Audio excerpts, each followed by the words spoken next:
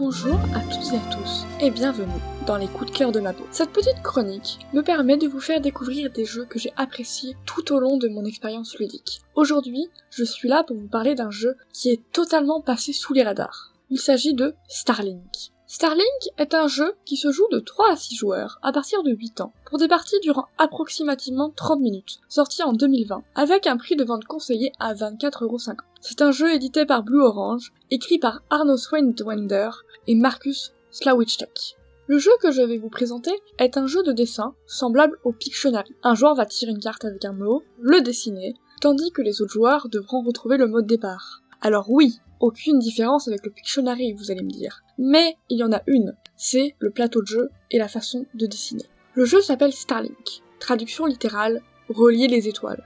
Le plateau est donc composé d'une multitude d'étoiles, comme si vous regardiez le ciel et que le dessinateur était en train de créer une constellation. Le dessinateur a pour contrainte de relier les étoiles entre elles par des lignes droites. Pas de courbes, juste des droites d'étoile en étoile. Cette contrainte fait tout le sel du jeu. Cela permet d'éviter d'avoir d'excellents dessinateurs qui prennent beaucoup de temps pour faire plein de petits détails inutiles, et pour les mauvais dessinateurs, ils ont une excuse. Je ne l'ai pas précisé, mais il y a, comme au Pictionary, une contrainte de temps. Le dessin doit être dessiné et trouvé en 1 minute pour que les joueurs gagnent des points. Les joueurs gagnant les points sont le joueur ayant trouvé le mot et le dessinateur. Si je n'ai pas parlé des points dès le début, c'est parce qu'à mes yeux, et cela est vrai dans la plupart des jeux de dessin, je n'en vois pas d'utilité. Mais bon, il y a un barème. Certains mots valent 2 points, tandis que d'autres théoriquement plus difficiles valent 3 points. Je dis bien théoriquement car le mot carré vaut 3 points. Vous imaginez que dessiner un carré en reliant des points par des droites, ce n'est pas ce qu'il y a de plus compliqué. De plus, il y a une autre contrainte supplémentaire pour que tout le monde ait la place de se dessiner sur le plateau de jeu. Le télescope. Le télescope est tout simplement là pour que les gens réduisent l'espace de leur dessin. Une fois le dessin terminé, les joueurs doivent placer le télescope sur le plateau. Ce dernier, c'est tout simplement un bout de carton avec un trou dedans. Et du coup, le but c'est que le dessin rentre dans le trou. Et dans ce cas-là, le joueur qui a dessiné et le joueur qui a trouvé le dessin gagne un point supplémentaire.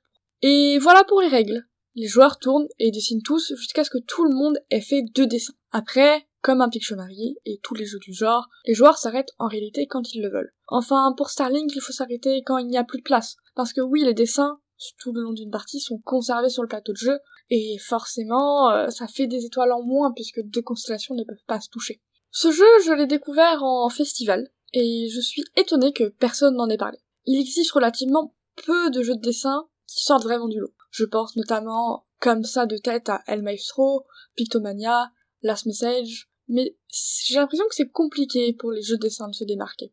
D'ailleurs, peut-être que je parlerai de ces 3 jeux un autre jour, qui sait.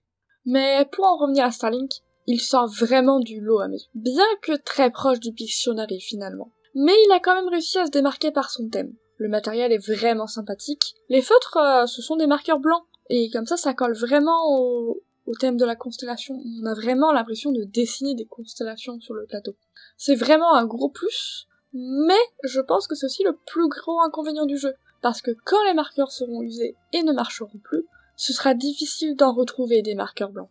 Bref, le jeu est simple, il a une mécanique tout ce qu'il y a de plus basique, le dessin, mais ça fonctionne très bien. Évidemment, la limite de 6 joueurs est un conseil, mais en réalité on peut jouer à beaucoup plus nombreux. Je pense avoir fait le tour de ce jeu que je trouve être une petite pépite du jeu de dessin passé inaperçu. Peut-être un manque de communication de Blue Orange, car même sur leur site internet, le jeu n'y est pas, puisqu'en réalité il est distribué par Geronimo.